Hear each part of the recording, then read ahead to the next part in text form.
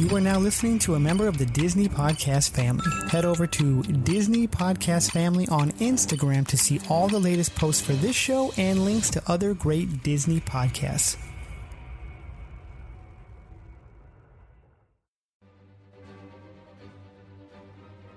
There was an idea. The idea was to bring together a group of remarkable people, see if they could become something more. I have an army. We have a Hulk. This is the Marvel Tribe, brought to you by Walt's Apartment Podcast and the DisInsider. Avengers! Assemble. Well, good evening, Marvel Tribe.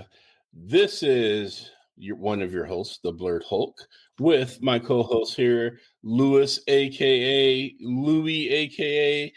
Lou Stepper, a.k.a. Skip to my Lou, a.k.a. I have a million Lou nicknames throughout the universe here. This dude's a variant in his own right here. So I just want to say welcome you all to another episode of the Marvel Tribe here. So just sit back, grab your popcorn and chips. I'm freeballing the intro here. So I usually read it just so you guys know. So I'm just going off the cuff here. So feel the pulse in your chest so you know you're alive. One love, one. Yeah, wait. One love, one. Shoot. It's the Marvel Tribe. Dang, all right, Lewis. I butchered that. But it's all right. They'll forgive me, I think. I hope. Hey, like we were talking before we went live, we were talking about comedies. You got to let it dwell and let it marinate, and then it becomes a hit. I love that word.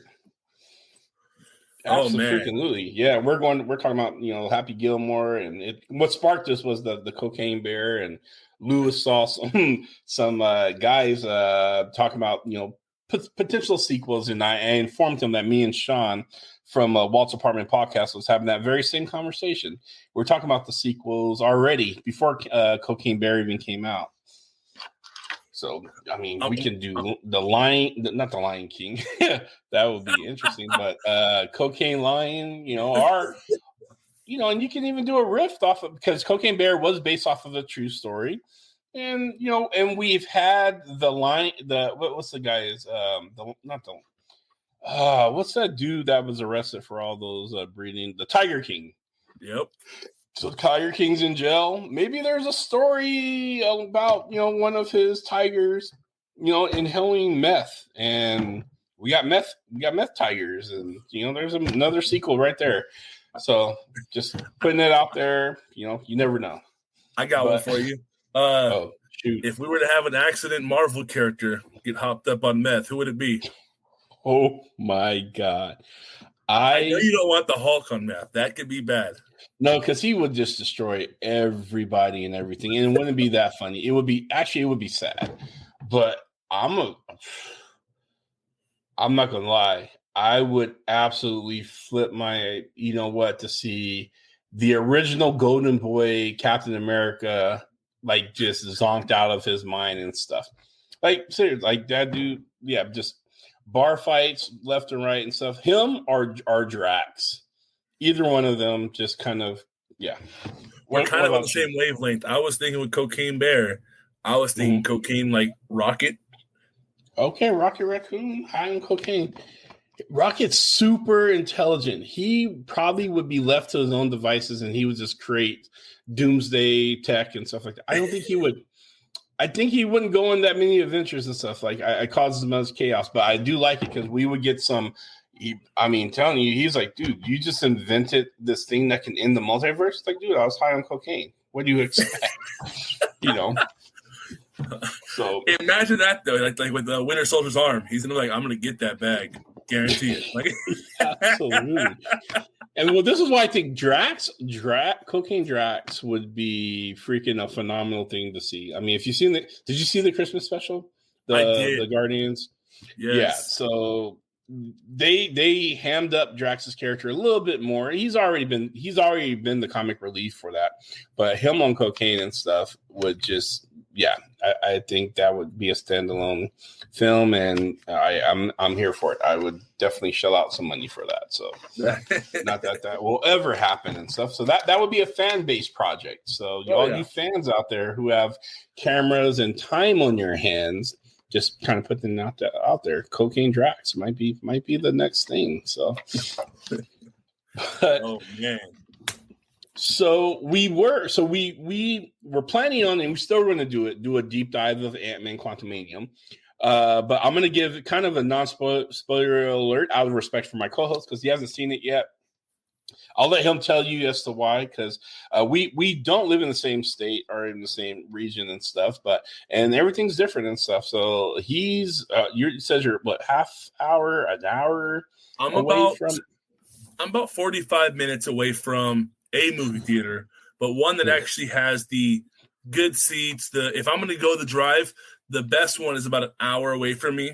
And unfortunately, sometimes the show times are like, so if it's an hour down, the movie itself's like 2:20, 2:30 by the time I get out of the movie. So for me to go see a movie, it's about a 5-hour event. Dude, that's a whole day trip. Exactly. And that's not even saying, oh, let's stop and get food. So normally I'm picking out of the theater because I'm like, dude, I got to jam back home. Luckily, the theater we have has this really cool little pizza shop inside. So you can get like a full-blown 14-inch pizza and just murder it in the theater. So it when you go see a movie, it's well worth it. But it's trying to get off the couch and say, let's take the day to go see a movie. So that's the challenge about it. That's a whole day trip. So I totally get it. So we're going to tamp down, and I'll give a non-spoiler review of Ant-Man and the Wasp. So it, just like expected, it was super anticipated for the year to kick off the next Phase 5 here, and week 1 it killed at the box office. It was number 1 by fivefold. It was like the thing to go see. I think we're at over $300 million and stuff for it. Week 2, which happens and stuff, especially it went down. It didn't meet the expectations and stuff of what they projected they wanted to see happen with week 2 showing of Ant-Man, which I'm gonna be honest, is fine. I think the people who are diehard or who really, really wanted to go see it, they crammed in there to really get that week 1 results up and stuff. And the truth is, Ant-Man's run, it's blown out all of Ant-Man's previous runs and stuff. Ant-Man 1, Ant-Man 2. And that's all you can really hope for when you're creating sequels and trilogies and renditions of the same movie and stuff. I mean, we've seen it with Thor, Dark World and stuff. It was crap. It wasn't until Ragnarok. I'm gonna be honest, I didn't even like original Thor. It just didn't really have that kind of character building elements and stuff for me. It wasn't until Ragnarok, who this comic book loving fan really got into it and stuff. And then we get Thor Love and Thunder, and boom. To me, it was one of the worst Marvel iterations of the fate of the last phase 4. So, that doesn't. So, what my point is this: there's people who always kind of have an outside the club look at things and look at the financials only because that's all the data they really can kind of gleam and then they make their assumptions like, oh, Marvel's in big trouble and stuff like that. I'm here to assure you, Marvel's doing fine. Disney is doing fine. This isn't the end. No, I've never seen a fan ever say, I'm not going to see the next Marvel thing because they didn't do that well in the box office. Or even because another movie that's its own standalone thing that has some ties to the overall thing did bad. Like Internals didn't ruin it for a lot of people, even though some of those people didn't like Internals. We get this and we understand there's people who were boycotting like She-Hulk. Now, She-Hulk wasn't everyone's flavor, right? But that did not put a stamp or a roadblock for people seeing other Marvel projects and stuff. They just know, they understand that Marvel's not going to meet everyone's taste. They're not gonna, they're just not gonna be able to play fanfare, be everything to everybody all at once and stuff. So my bottom line is this: it's not the end of Marvel. Marvel's not going downhill and about to do a deep dive and stuff. We got Guardians of the Galaxy, which is the conclusion of James Gunn's run, which is I'm looking forward to it. It's going to be phenomenal and maybe a tearjerker, who knows, but with that was my long soliloquy about the box office of week 2 and stuff. So, but you bring up some good points. There are other people that are number chasers, and I feel like for people that need to slow down and think, don't judge the number. Don't use the numbers to equivalate the movie, because the movie, there's so many small variables that could have went into this on why it did bad. First off, it was a February release. I know it's not Marvel, but if you're a diehard Marvel fan, you just say it's Marvel. The only Marvel movie to really do good in February was Deadpool. They marketed it as a violent Valentine's Day film. Ant-Man's not that movie. Ant-Man, me personally, I think it should have been a May or June release. I think Guardians of the Galaxy should have been end of summer. Marvels being in November, I think that's a good fit for the Marvels. So far, it seems like Marvel does really good dropping new storylines or even slightly adapted ones in the holiday season. You have a little bit more feelings going. You want to go learn something new. You want to feel something new. As we're already established films, it's that summer blockbuster. So I think some of the number variables that we're looking at aren't because the movie's bad. I mean, the trailers alone show it's going to be a good movie. But I think it's the February release date. Not only that, the diehard fans are spending their money on diehard fan stuff, whether they're maquette statues, whether they're comics that were released 30 years ago, whether they're gear. So sometimes a Marvel fan, they're like, hey, I can go see it in the movie and support it now, or I'm okay and I can wait until it's on Disney Plus. So there's so many different variables that you can't judge the cost of or the money that's making. Not only that, one variable that is out of Marvel's control, Disney's control, and everybody's control is just the cost of living.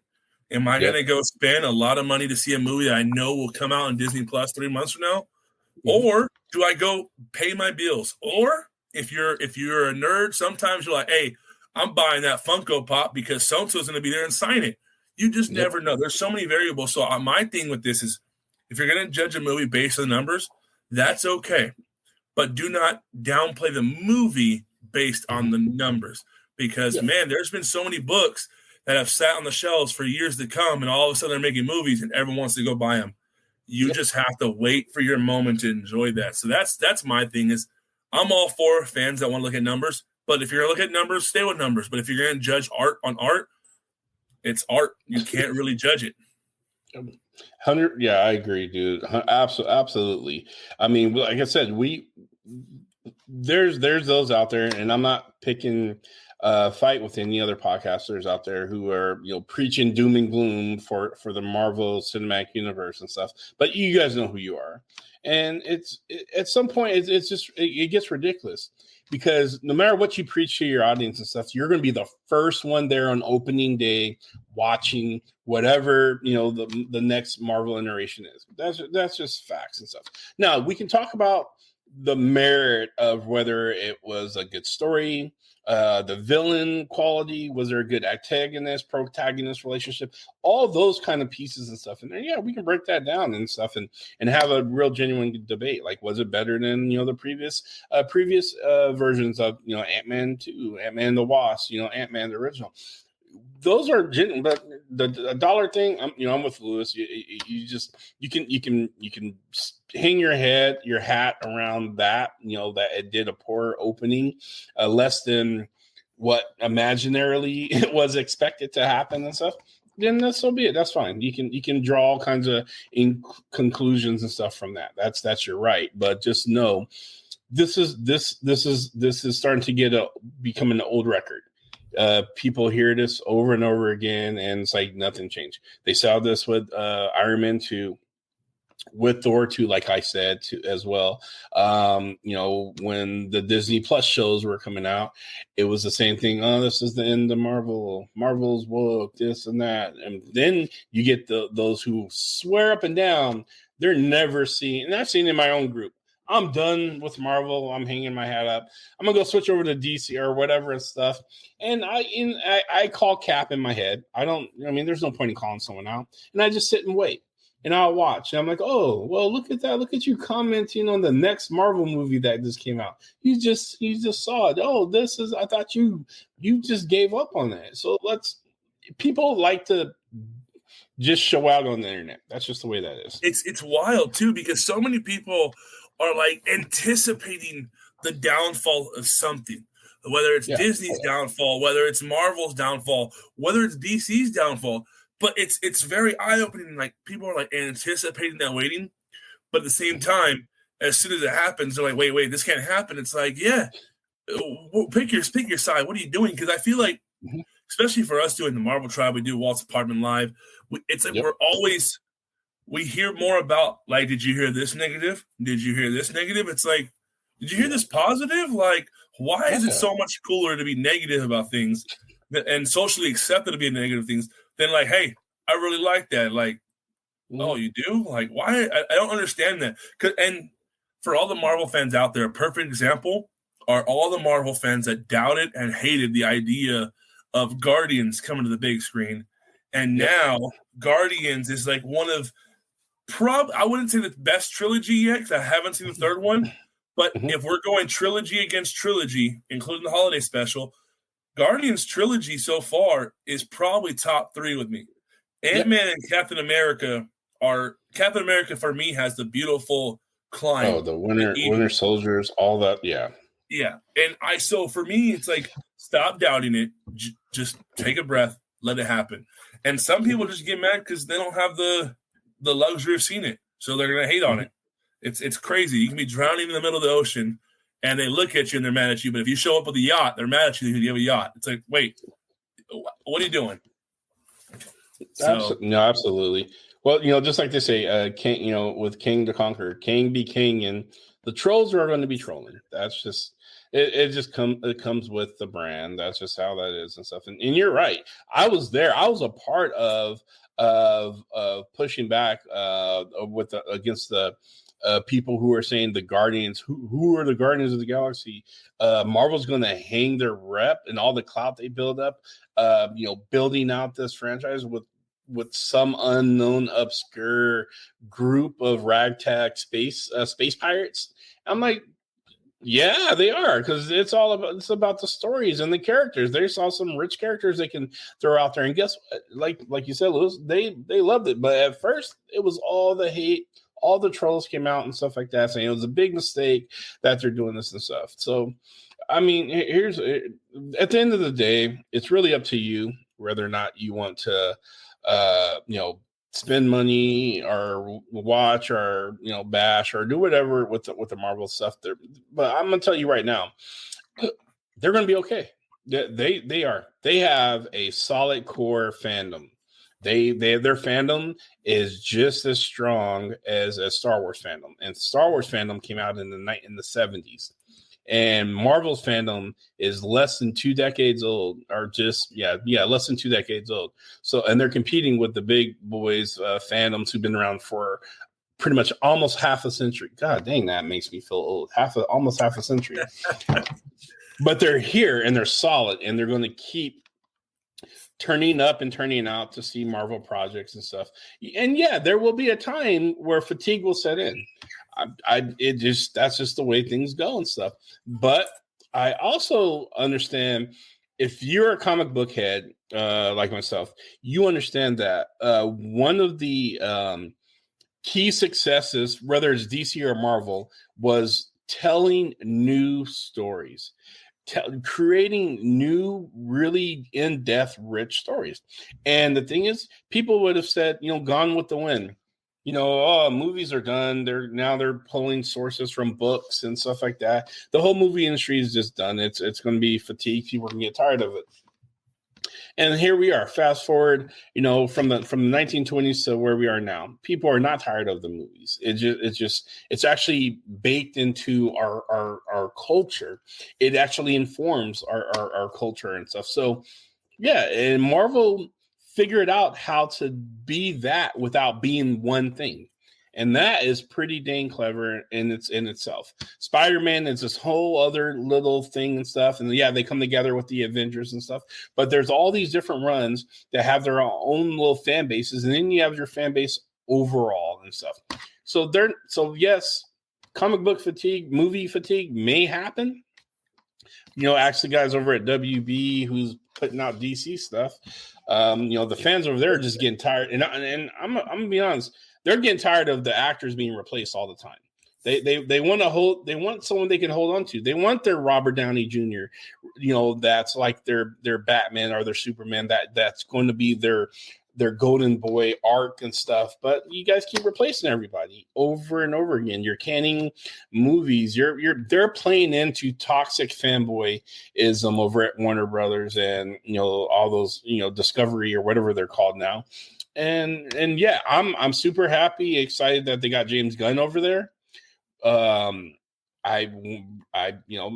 We'll see with his lineup. He has some ideas, so we'll see how that goes. But right now, people don't have too much faith in the DC side of things. So you can say that's a little bit of fatigue going on over there. So and there I would say there is some fatigue on the Marvel side, but I think blaming Marvel, saying Marvel fatigue, I don't think that's it. For me, I do, and we talked about this on yesterday with our interview that we had with Gilbert Lozano. We're talking about the CG and the amount of CG. For me, the amount of endless boundaries that they are giving themselves on the movies, for me, that does seem a little bit. I'm like, okay, the walls are just never ending. It's for me, I don't mean to make this comparison because these Marvel movies are way better than this comparison, but for me, it's like Fast and the Furious. You're like, oh, you can do that too because it's movie magic. And I feel like some Marvel movies, it's getting to a point for me where, okay, shock me. And it's hard to shock me because now we have, I think we're on 24 films now, 25? Yeah. So it's really hard. I mean, we're not going to get the Thanos snap where everyone turned to dust and you leave the theater like, what happened? What just happened? Yeah. Yeah. So for me, I get it. It's going to be hard. But at the same time, I know Kevin Feige and his team have the tools to make that happen.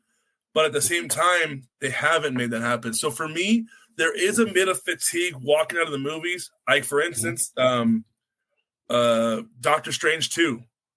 I wanted a little bit more grunge. I could have used somebody actually dying or somebody actually staying villain and pour into another movie. But I still walked out of that movie like, I enjoyed that.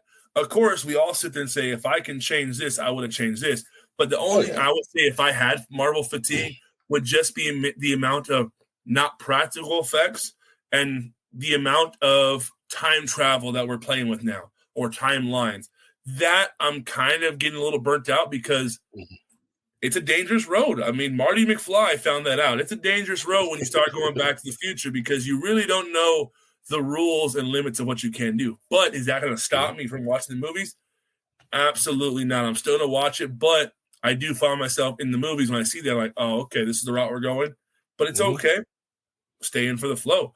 But yeah, I think there's a little bit of fatigue, but not as much as DC's facing right now. Oh yeah, and we're still waiting for some of those big payoffs from the Fox acquisition and stuff. And what I mean by that, we're waiting for that, that big clink, the clause of if there's going to be a new Wolverine. And so, I mean, we know we're getting Wolverine. Hugh Jackman is going to be in Deadpool 3, but is he going to pop up somewhere else, or another version of Wolverine is going to pop up somewhere else? We have the entire X-Men that we still need to introduce into this. And so as these movies are being made, I hope that, and I'm pretty confident they're doing this, but I would love to see some X-Men being peppered in here and there, even if we don't get to see their full powers on display. Those are the surprises, like the Thanos snap that I would like to see because we weren't expecting it. And like Guardians coming up. would be great to see something that's coming from the, whether it's Fantastic Four, they're in space or something. I mean, I don't know. We'll have to see. But I think there's some surprises left that Kevin Feige is absolutely about to drop on us and as fans, and we're just gonna. I think I'm willing to bet a gentleman's bet here. I remember seeing those recorded videos in theaters when you got the Iron Man moment where he snaps and you got the Captain America, he picks up Mjolnir for the first time. We got the Avengers moment and stuff where everyone's coming through their portal. Audience blew their tops and stuff. I don't think that has sunset yet. I think we're going to have some more surprises like that. I'm hoping for more surprises. If we don't, then okay, maybe the fatigue is like, okay, all right. But I think we have a lot more in store, and it's just us being kind of patient as to what's coming out next and stuff. So yeah, that's and we also have to look at too the Disney's the head change when Bob Chapek was in. Kevin Feige didn't have full reign over what he could do. He had to answer to somebody. And that was the last. I mean, granted, you can go down the rabbit hole of, well, Iger was still there, but you can go down there. But there was still roughly about 2 years of possibly having to answer to somebody or a little bit more paper trail. So there's that. So 2 years, the last 2 years, that's going to affect Wakanda Forever, which Wakanda Forever was a great film. But it was a great film because it had the tribute piece and the homage to Chadwick Boseman. I think it was still a beautiful movie outside of that, but they had to get over that hurdle first. It did. Ant-Man is the next film in the running for that 2 year in the making gap. So Ant-Man, Guardians, those movies are going to possibly take a little bit of a hit because they didn't have that Kevin Feige freedom to run. But also, too, a lot of these directors and producers that we had on these Marvel movies are doing other things. This hit right now, Love and Thunder, even though Taika Waititi, I can never pronounce his last name. Taika Waititi, he's a solid producer, solid director. But when he did Love and Thunder, I think it was those two movies were announced way too soon from Ragnarok coming out and Love and Thunder being announced. I think it was just too soon, and the hype and comedy rolled over. Ant-Man, it's been some time. Guardians 3, we know it's been some time. So I think we're going to get out of that bubble. Kevin Feige's going to get a hold of the reins again. Not only that, he has to, because his job is now on the line because there's no longer a middleman stopping him. If content isn't working and the numbers are dropping, well, then we may lose him. But if numbers are dropping, they're going to start looking for bigger risks to take. Let's try this. Let's try that. And there's so many more loopholes that we haven't went down the rabbit hole yet. We're about to get Adam Warlock. That was an end credit scene that is finally coming to surface. There's a handful of end credit scenes out there that we haven't seen come to light today, and we know they're in the works. But at the same time, too, we're coming up on all the season 2s of all the Disney Plus shows that have led us into this. Agatha of Darkness came from WandaVision. We got a Loki season 2. Loki's also, or Morbius is in, is it Deadpool, if I'm not mistaken? Yeah. Yep. So, we're starting to see those branch out. So, right now, we're just in a dry spell where we're transitioning from phase 4 to phase 5. And phase 4 may have not been everyone's favorite, but phase 4 came out at a time where we really couldn't go see the movies. We had to order them on Disney Plus, so no one really built the hype on those films. So unfortunately, that's why that fatigue feels like it's there. If the pandemic didn't happen, we would not be having this fatigue conversation. It wouldn't even be in anybody's language. Absolutely. And here's the thing. We're also comparing Marvel movies to other Marvel movies. And this last phase wasn't performing as well as the previous phases. And I say that because if we're comparing Marvel movies to all movies that are just out there and stuff, Marvel's still taking the number 2 spots and stuff. It just is. Disney is still a juggernaut, force to be reckoned with every time they release a Marvel movie and stuff. They just weren't doing as well as previous Marvel movies for those factors that you're talking about, Lewis and stuff. So I'm myself personally. I'm always excited. That's just how it is. I understand what it is. It's something to look forward to. I can't wait for Loki 2 to come out. Maybe we get Mobius riding a jet ski and yeah, who knows and stuff. I know we get King. He's in at least 3 episodes of the new Loki that's going to be coming out. But there's some good stuff that's happening. I mean, there's going to be a new Eternals movies. We got the Marvels. The Marvels is going to be dope. I can't tell you how much, when we got Photon, we got Captain Marvel, we got Miss Marvel in here. Like, these characters are badass characters in their own right, in their comic book runs and stuff. And so you get to see them shine. And I guarantee, I'll put another bet out there that Miss Marvel is going to outshine a lot of them. I know a lot of people is kind of curious about Monica Rambeau's powers as Photon and what that's going to look like and stuff. But I guarantee you, Miss Marvel is going to steal the show and stuff. And whatever you say about Carol Danvers or Captain Marvel, what have you. It's fine. It's, take her or leave her. I don't care. Not everyone has to like every character that's out there and stuff. I happen to like her. I enjoyed the movie itself and stuff. So I enjoyed the movie, but the only issue I had of the movie is nothing even have to do with the movie. It's the same issue I had with Black Widow. Timing. I think it came out at the wrong spot of the phases. Both of those were great movies, but dropping Black Widow after we know Black Widow's whole journey was like, why? Why don't we know this? And Captain Marvel, again, that one came out. It's like, wow, you're taking us way back when, and we're already past that. Like, at this point, we don't even need to know that because we know what happens after this. So for me, they were great movies, beautiful films, just wrong timing. And I'm stoked for the Marvels, but also too, I'm stoked for what else is to come.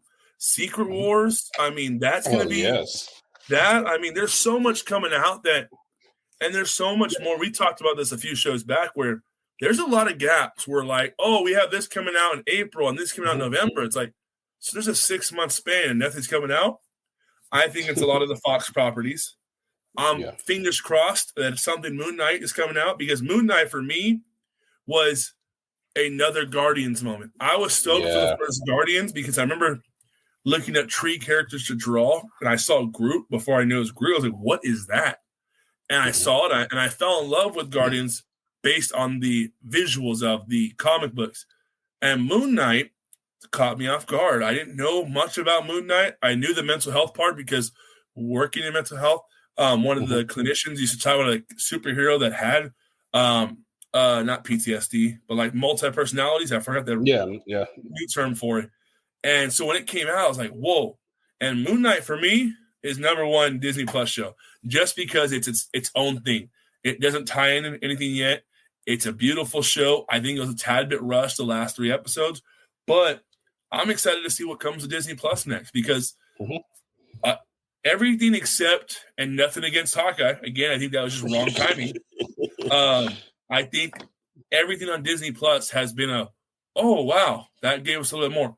From Miss Marvel, I enjoyed She-Hulk, except for the season finale. That's the only thing I didn't like. But the entire show, I absolutely loved it. I thought it was comical. It was enjoyable. It was something new. Winter Soldier or not Hawkeye, Winter Soldier. Winter Soldier Falcon and the Winter Soldier. Yeah, that one right there, I don't like it as a Disney Plus show. That one needed to be a movie. That was a story that needed to be seen on the big screen with a little bit more action scenes. I felt like it was a diet soda on Disney Plus. Like, it needed more. But overall, beautiful show. So I'm excited. Same. Absolutely. I mean, Secret Invasion, Armor Wars. We got we got introduced to Ironheart. There's gonna be there's gonna be a Wakanda show that at some point, that's gonna be coming out and stuff. So there's some projects and stuff. I mean, movies and TV stuff. I mean, we got Blade. I've been waiting for Blade. That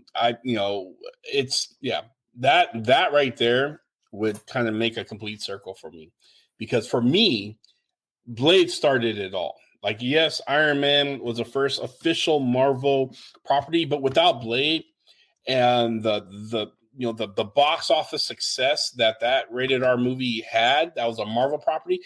It proved that Marvel can make movies. Marvel's, and then Marvel started, selling off, Spider-Man and the X-Men and stuff like that. And then Sony's like, well, damn, Blade is successful. Let's throw out some Spider-Man movies. Boom, we got more success. And then boom, Marvel started making movies. If it wasn't for Blade, we wouldn't have what we got today. And so I'm super glad that we're going to get a reboot and bring Blade in officially to the Marvel universe, and I can't wait to see what that is. I think they chose right when they hired Mahershala Ali to play Blade, and it just really comes down to the writing, the storyline, how they're going to do it and stuff. So, but there's plenty of stuff that's coming out and stuff in the next couple of years, and I'm looking forward to it. So, yeah, I mean, so with looking forward to it, I'm gonna take a pivot real quick because I mean, obviously the viewers want to hear about Ant-Man. They want to hear something about Ant-Man. So yeah. I'm gonna change the role. I'm gonna interview you a little bit and ask questions that I'm down to hear that you want to share. Overall. I'm going to keep it, since everyone wants to talk about numbers, let's keep it fun. Okay. Scale 1 to 10. King right now. King off of Ant-Man. If we're not taking Loki, just what we've seen in Ant-Man, scale 1 to 10 on the aggressiveness and the weight he brings to a character on screen. 10 being home run, better than Thanos. 1 being he's Jar Jar Binks of Star Wars. What are you giving him? I give him a solid 7.5. So he's in the beginning phases, and he only gets 7.5, simply because the fight wasn't a conclusion of what happened and stuff. I would have rated it higher, but I know where they're going with it. So right now, he's coming out swinging and stuff, and so he's climbing towards that 10, that 9 to 10 rating and stuff, which is very hard to get. But 7.5, I think he's a solid villain, and his variants, man, they came like he says I'll say this one spoiler because he said it in the trailer, he came to win. That's it. His only objective is to win. That's what he does. He's a winner. So all right, that's 7.5 is what I'll score his villainy. Okay, so now obviously us being Marvel fans, we can't go into a Marvel movie and see it and not walk out at least doing some type of armchair imagineering. We're like, I would do that a little bit different. I wouldn't have went that. But it's different from saying, oh, that was trash. So I'm curious, watching Ant-Man, was there a lot of moments or only a few moments or none at all that you're like, I would have done that a little bit different, or that you were like, I wouldn't have went that direction? So are there any moments where you felt like watching it that if you were in the directors and producers chair, you would have said, no, let's alter this because that either makes no sense or that doesn't really give us more of the story? So I probably would have, I'll try not to spoil this, but there's a relationship between so Cassie Lang is Scott Lang's daughter, Paul Rudd's daughter. Cassie plays by Catherine Newton.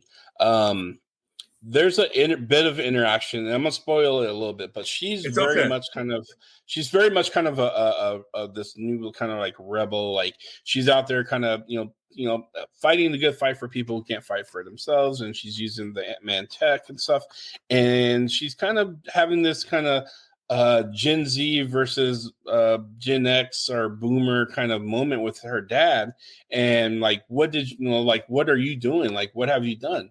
And that part I would have changed because I would have put more respect on Ant-Man's name writing that movie, because here's the thing. Ant-Man saved the entire freaking universe. If it wasn't for his actions and getting trapped in that time vortex in the quantum realm and stuff, we wouldn't have had discovered. Tony Stark wouldn't have had the idea of tying together time travel. That piece would have never happened, and those people would never snap back and stuff. So Ant-Man saved half the freaking known universe and stuff. And for his daughter to kind of, it just that part, it was a little disrespectful to Scott Lang, in my opinion. So I would have absolutely rewrote that because we all know that we all saw it. And we saw the rat, bring him out of the quantum realm when he flicked the thing, but it was his idea. It was his drive, his fortitude that coalesced and brought the Avengers together, got Tony Stark, got the Hulk, got everyone to kind of really try to figure this out. And they did it, and they owe it up. They owe it to our man's Ant-Man. So there's a little disrespect that was written into it that wasn't necessary, wasn't needed and stuff. So okay. Now, I've heard that there's 2 end credit scenes. Yes. All right. Is the first one better than the second one, or is the second one better than the first one? We're going to start there. Which one do you think is better out of the 2? So I have 2 schools of thoughts on this. One comic book head thought, and then one just a general Marvel only movie fan thought. So if I was generally just an only Marvel movie fan who was just, I've been watching Marvel movies since the beginning, I think the first end credit scene was stellar. It was amazing, and it really kind of showed what Kang was about and what's going on here. The second one, as a Marvel movie only fan, was a little bit confusing because you got a appearance, but you weren't sure. Like you got a familiar character's appearance, and then you got an unfamiliar kind of like, okay, well, who's this particular one supposed to be?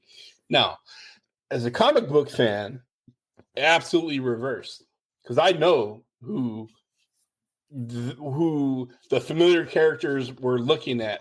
I know what's about to come and what's about to happen and how that person, what he did in the comic books and stuff. So a lot of people weren't really knowing what variant, I'll just say that variant that they were looking at and stuff. But I absolutely do, and I think that was a better end credit scene than the first one. So I hope that answered with minimum spoilers. So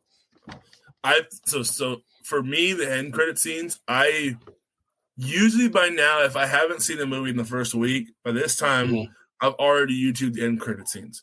But I haven't done that yet, and the reason being is because there's something about this Ant-Man movie. Like the first Ant-Man, I watched it on DVD when it came out. I was stoked on it, but I wasn't that stoked on it. Ant-Man and the Wasp, I was working at the movie theater, so I saw it, I think, the following weekend just because I could. And it was after the second Ant-Man movie, I was like, you know what? These are really good. Like, I'm starting to buy into the Ant-Man movies. I wasn't a big – I liked the comedy from Michael Peña's character, but I was like, it just seems out of place. But now I love that. I look forward to that.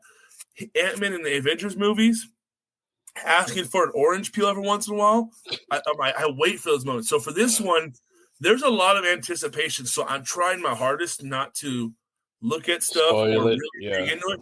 But I do know that if I don't go see this within the next week, all hats are off. Like, it's game on. I can't really get mad about it. But for the end credit scenes, where would you scale those? I think we have 25 movies. Are those 2 end credit scenes higher on the list for the better end credit scenes, or would you put them on the lower end of the list of other end credit scenes that we have gotten? They're mid. They're good for comic accuracy. The first one was especially. I mean, that if anyone who knows anything about King the Conqueror, they know, it really kind of suit the comic book accuracy. But at the end of the day, if I had to rate them out of all the end credit scenes I've seen, that were setting things up, are revealing new things and stuff like that, they're mid. They're mid tier. So, okay, man, is there an Ant-Man 4? Absolutely, so? There is. There has to be. In fact, I'm actually hoping there's a Wasp for it, because the other piece that I would have changed, you mentioned that, I would have put Hope, in there more and stuff. They really downplayed her character, and I get it's a big movie, and and I also get that Paul Rudd is the star, but don't call Ant-Man and the Wasp, and have a small portion of the Wasp in it and stuff. So that's a spoiler, but I'm just calling it that's the piece I would change. Absolutely, add more Hope into that. So You brought up something that I didn't even think of, because Ant-Man and the Wasp, Quantumania, it's something unique. I didn't think about that. Like, why is it called Ant-Man and the Wasp Quantumania if it's Ant-Man's third movie?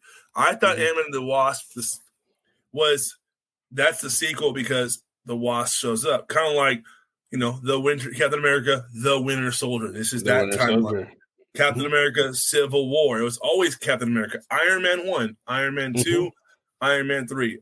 Till this day, I don't understand why Iron Man 2 and Iron Man 3 just got Iron Man 2 and Iron Man 3, and everyone else has like subtitles. But you know what? Robert Downey Jr. held it down. He didn't need a side note, so he went. But it's very interesting. It's called Ant-Man and the Wasp Quantumania. And I wonder, like, are we ever going to get a solo Ant-Man movie again, or will it always go down as Ant-Man and the Wasp? I would love to see a Wasp solo. I think she's a little bit more treacherous than Scott Lang is, but I don't think so. It's gonna be broken up ever again. It's always gonna be Ant-Man and the Wasp. That's just kind of how that's gonna go. I stand corrected too. We have Guardians 1, Volume 1, Volume 2, Volume 3. Yeah, the volume series and stuff. Yeah, it's not just Iron Man, but Iron Man just had the simple numbers. Yeah, I'm excited for Ant-Man. I really am. It's good. I'm excited to hear more about the quantum realm and stuff like that. But I'm also excited for us to get another villain, or even a variant, I guess you could say, probably more properly. I'm excited that they're going to jump down that rabbit hole again, because one thing I enjoyed about the Infinity Saga was after the first phase, you start knowing there's a big baddie at the end of the finish line. We're just working to get there. And I like that we've already seen him. And now, I like that because now we know what we're facing and we know we can't win until the final battle. As where Infinity War, that's where it caught you. Where they're like, oh, they're probably going to beat them. And nope, the snap happened and you realize, oh, this isn't over. So I like that they're taking some pieces from that. And I'm super excited to see it. I'm excited to see how this plays out, because the rest this year we have Guardians, the Marvels. I think that's it for blockbuster hits.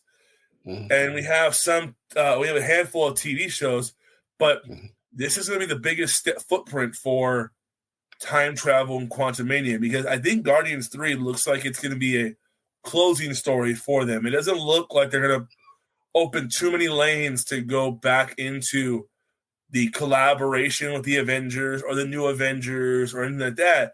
It seems like they're closing that outlet up.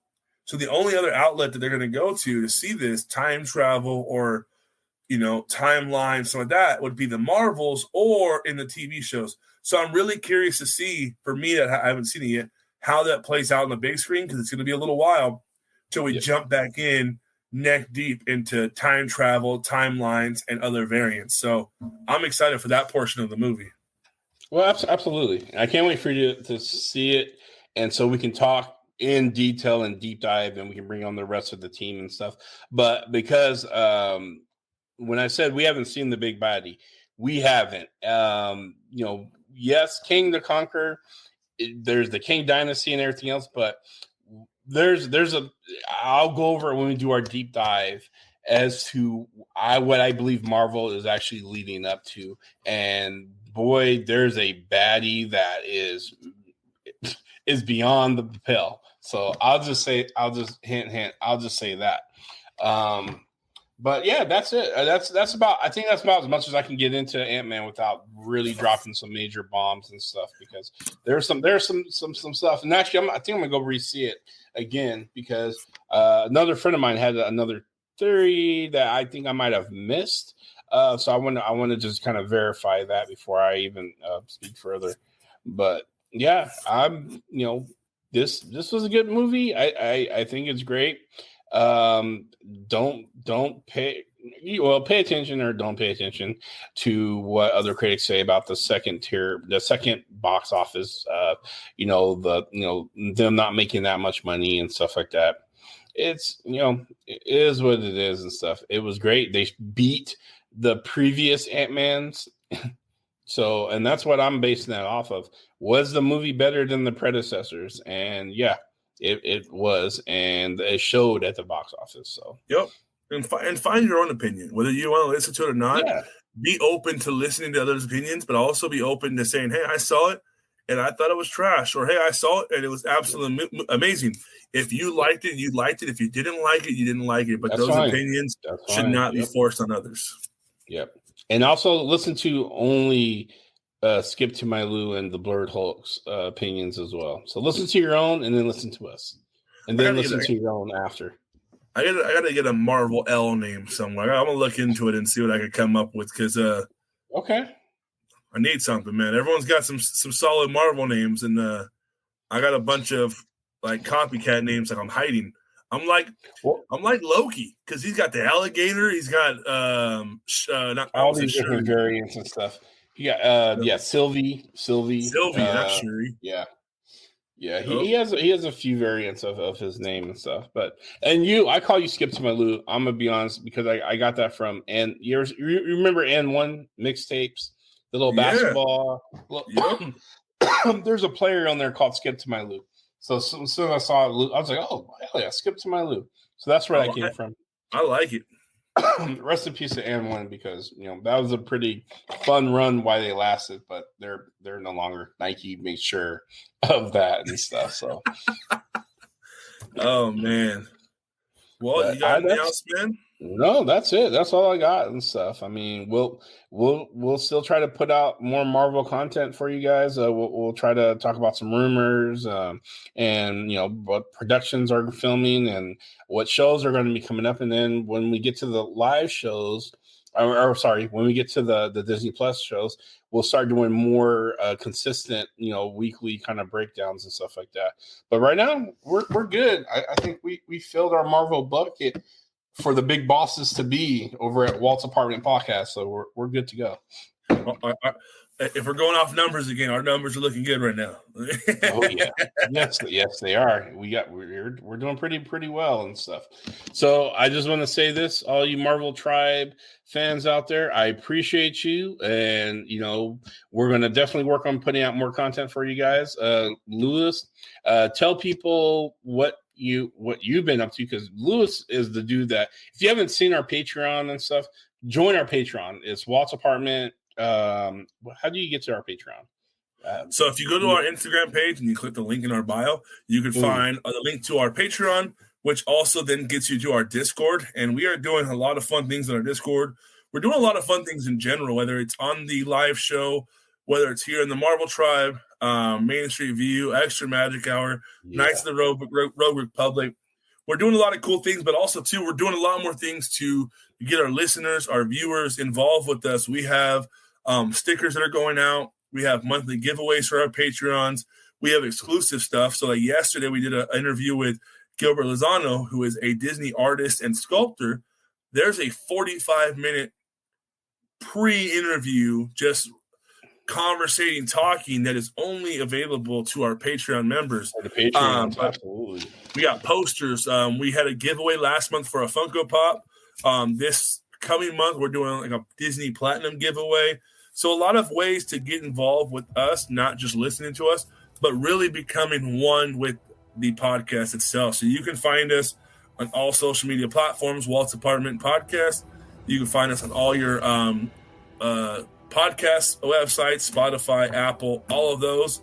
But you can connect with us on social media at Walt's Apartment Podcast. And then you can even follow us individually, where all of us are doing something individual to be a pillar, a beacon in the apartment itself. Absolutely. So with that, we're going to sign off and enjoy the view, and we'll talk to you guys later with the Marvel Tribe. There we go, the Marvel Tribe. I gotta find my Marvel Tribe voice. yeah, get that bass up. The Marvel Tribe. There we go. I gotta work on my Barry White stuff. Alrighty. We out.